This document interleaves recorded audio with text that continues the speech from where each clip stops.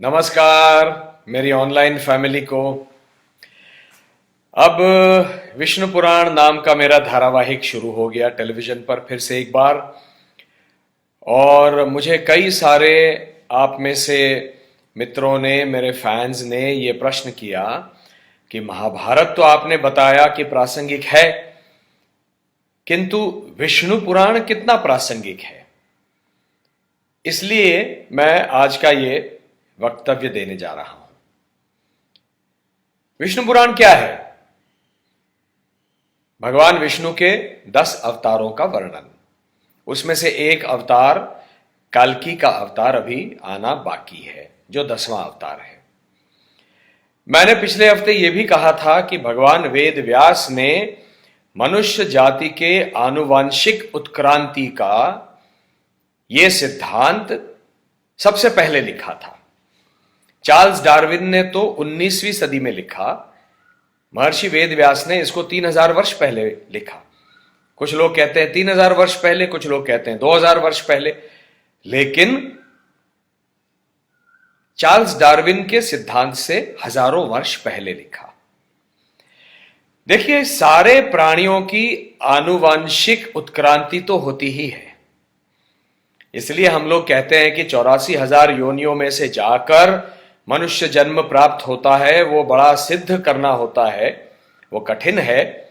उसका कारण क्या है कि कीड़े मकोड़े, प्राणी, पशु, पक्षी, इन योनियों में से आगे जाना बहुत आसान है, क्योंकि हर कीड़ा मकोड़ा, हर प्राणी, पशु, पक्षी अपना जो प्राकृतिक नैसर्गिक गुणधर्म है उसके अनुसार बर्ताव करता है। इसलिए कोई कुकर्म नहीं करता, कोई अधर्म नहीं करता।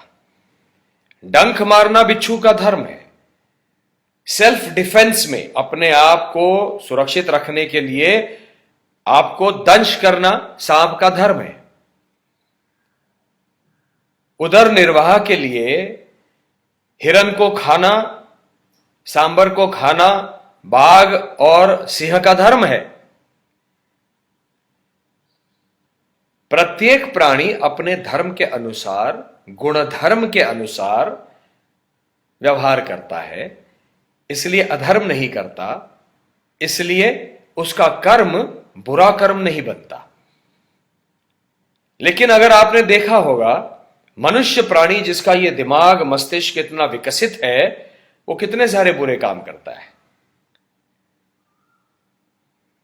तो आनुवांशिक उत्क्रांति के साथ में एक और बात, जो बहुत बड़ी बात, जो चार्ल्स डार्विन ने नहीं लिखी है, और अगर कहीं छोटा सा संदर्भ उसका आता भी होगा, तब भी एक बड़ा संदर्भ सामाजिक उत्थान का, मनुष्य के सामाजिक उत्थान का यह सिद्धांत आनुवांशिक उत्क्रांति के सिद्धांत में समाहित है विष्णु पुराण में। क्योंकि हर प्राणी, मनुष्य भी प्राणी है, हर प्राणी झुंड में रहता है, मतलब समाज बनाता है। सिंह झुंड में रहता है, हिरन झुंड में रहते हैं, हाथी झुंड में रहता है, अधिकतर प्राणी झुंड में रहते हैं। यहां तक कि चींटियां भी झुंड में रहती हैं, मधुमक्खियां भी झुंड में रहती हैं। तो जब हम झुंड बनाते हैं, मतलब समाज बनाते हैं, तो समाज के कुछ नियम, कानून, कायदे बनाने होते हैं। इन प्राणियों ने वो बना लिए हैं। मनुष्य प्राणी के लिए स्वयं भगवान ने सामाजिक नियम बनाए हैं, वर्ण व्यवस्था के अनुसार। मैंने कहा भी था, स्वयं भगवान कृष्ण कहते हैं महाभारत में, चातुर्वर्ण्यम मया सृष्टम गुण कर्म विभागशः। गुण और कर्म के आधार पर मैंने ये 4 वर्णों का निर्माण किया। अब हुआ क्या है, मनुष्य के 4 वर्ण तो बना दिए, प्रकृति के गुणों के आधार पर उसने अपना वर्ण अर्थात अपना कर्म मतलब व्यवसाय मतलब वर्ण चुनना शुरू कर दिया। लेकिन कहीं ना कहीं जाकर वो जाति व्यवस्था में अटक गया और भेदभाव करने लगा। इसीलिए विष्णु पुराण देखना आवश्यक है कि किस प्रकार से सारे वर्ण समान हैं और किसी भी एक वर्ण के अलावा समाज सुचारू रूप से नहीं चल सकता। यह सामाजिक उत्थान भगवान वेद व्यास ने विष्णु पुराण में समाहित करके लिखा हुआ है। कैसे? जब पशु मत्स्य अवतार, कूर्म अवतार, वराह अवतार के बाद नरसिंह अवतार बना तो नर पशु बना। और देखिए कितनी मजेदार चीज है, आज मैं देखता हूं कितनी हॉलीवुड की फैंटेसी की फिल्में होती हैं, उसमें नर पशु दिखाते हैं। हमारे वेद व्यास जी ने तो 3000 वर्ष पहले दिखा दिया नर पशु। और नर पशु भी ऐसे दिखा दिया कि हिरण्यकशिपु ने कहा और वरदान ले लिया कि मुझे ना कोई देव मारेगा भगवान, ना मनुष्य मारेगा या दानव मारेगा, मुझे ना दिन में मृत्यु आएगी ना रात में मृत्यु आएगी, मुझे ना घर के अंदर मृत्यु आएगी ना घर के बाहर मृत्यु आएगी, है ना। और नर पशु भगवान नरसिंह भगवान ने क्या कर दिया, दहली के ऊपर संध्या काल में जो न दिन है न रात है, वो स्वयं न भगवान है न मनुष्य है न दानव है, नर पशु है, मिश्रण है, ऐसे उनको दहली पर अपनी गोदी में बिठाकर फाड़कर चीरकर मार दिया, उस अहंकार को मार दिया। उसके बाद जब मनुष्य के रूप में वामन अवतार हुआ तो लोग हमेशा क्या सोचते हैं कि ये छोटा सा व्यक्ति है, इसमें क्या दिमाग होगा। तो ये सिद्ध कर दिया कि एक मैं मिजेट हूं, ड्वार्फ हूं, नाटा हूं, लेकिन दिमाग से बहुत तेज हूं। तो तीन स्टेप्स में पूरे आकाश पाताल पृथ्वी सबको पादाक्रांत कर दिया और राजा बलि को पाताल में रख दिया अपने पैर के नीचे, है ना। उसके बाद आते हैं भगवान परशुराम। भगवान परशुराम जो जन्म से ब्राह्मण है, वर्ण से क्षत्रिय है, ऐसे क्षत्रियों का निर्दालन किया जिन्होंने अपनी सत्ता का दुरुपयोग किया, उसको अब्यूज किया, अन्याय अत्याचार फैलाया। तो परशुराम जी ने यह दिखा दिया कि कोई भी वर्ण, मैं जन्म से ब्राह्मण हो सकता हूं लेकिन मैं कर्म क्षत्रिय का कर सकता हूं, और क्षत्रिय का कर्म क्या है यह भी बता दिया। अन्याय अत्याचार के खिलाफ लड़ना और जो दुर्बल हैं उनकी रक्षा करना। उसके बाद आए प्रभु रामचंद्र, स्वयं के ऊपर इतनी मर्यादाएं डाल दी कि मैं मर्यादाओं में रहकर पुरुषोत्तम मनुष्य के सामने एक उदाहरण स्थापित करूंगा कि मर्यादाओं में रहकर भी एक पुरुष उत्तम पुरुष अर्थात पुरुषोत्तम बन सकता है। लेकिन मेरे लिए एक और चीज है उसमें, यह भी है कि यदि अपनी स्त्री सीता मैया विपदा में है तो यह नहीं सोचा कि मैं तो क्षत्रिय हूं, मेरे लिए तो और 4 रानियां भी मैं कर सकता हूं।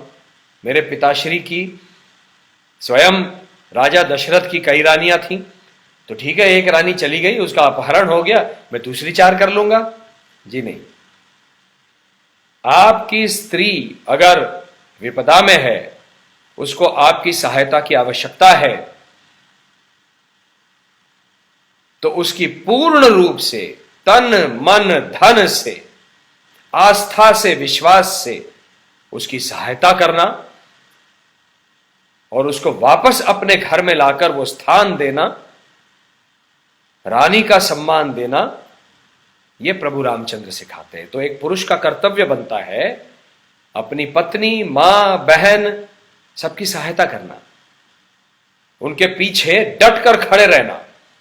यदि समाज में से कोई भी कुछ कहता है कि इसने ये गलत कर दिया है, यदि गलत किया है तो उसका समर्थन नहीं करना, लेकिन गलत नहीं किया है, आपकी मां, बहन, पत्नी, सुपुत्री यदि सही हैं और कोई उनके ऊपर अन्याय कर रहा है तो उनके पीछे डटकर खड़ा रहना।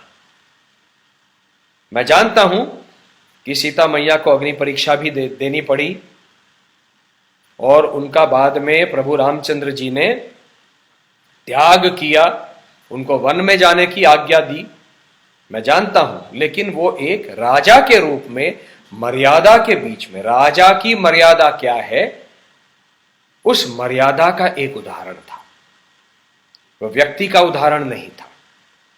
इसके ऊपर मैं फिर से कभी बोलूंगा। और उन्होंने क्षत्रिय धर्म क्या होता है यह भी दिखा दिया। रघुकुल रीत सदा चली आई, प्राण जाई पर वचन न जाई। अपने शब्द का सम्मान करना आज कर रहे हैं क्या? हम किसी को कह देते हैं छोटी सी चीज, 10:30 बजे आ जाऊंगा, आते ही नहीं है, ना फोन करते हैं कि मैं अटका हुआ हूं, मुझे ये समस्या है, मैं नहीं आ पा रहा हूं। सामने वाला मनुष्य बैठा रहता है, उसका समय व्यर्थ गंवा देता है। अपने शब्द का सम्मान यदि हम स्वयं ना कर सकें तो आप किसी और का सम्मान क्या करेंगे? इसलिए आज हम देख रहे हैं कि कोर्ट कचहरी में लाखों लोग पड़े रहते हैं, क्योंकि स्वयं अपना जो शब्द दिया है, मैंने आपको यह शब्द दिया है, वचन दिया है, उसका पालन मैं करूंगा, मुझे लिखित कॉन्ट्रैक्ट की आवश्यकता नहीं है। यह एक बहुत बड़ी बात है, सीखने लायक। यह भी एक नैतिक मूल्य है। तो विष्णु पुराण हमको नैतिकता अनैतिकता भी सिखाता है। क्या नैतिक मूल्य है, क्या अनैतिक मूल्य है। फिर जाकर भगवान कृष्ण आते हैं, जो जन्म से क्षत्रिय हैं, वर्ण से नंद बाबा के घर वैश्य की तरह पले, बहुजन समाज के बच्चों के साथ, श्रीदामा के साथ, सबके साथ खेले, मनसुखा के साथ खेले। तो उन्होंने ये भी दिखा दिया कि यदि दिव्यांग कोई व्यक्ति हो उसको भी साथ में लेकर चलना चाहिए। ये बहुत बड़ी सीख हमको भगवान कृष्ण ने तब से दी है, द्वापर युग से, है ना। और बहुजन समाज के साथ खेला और परम योगेश्वर के रूप में गीता का संदेश दिया।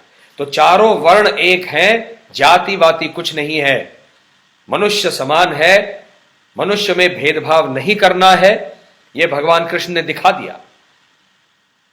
जाति व्यवस्था का मूल उद्देश्य भेदभाव नहीं था, लेकिन आज हम उसमें अटके हुए हैं और भेदभाव में अटके हुए हैं।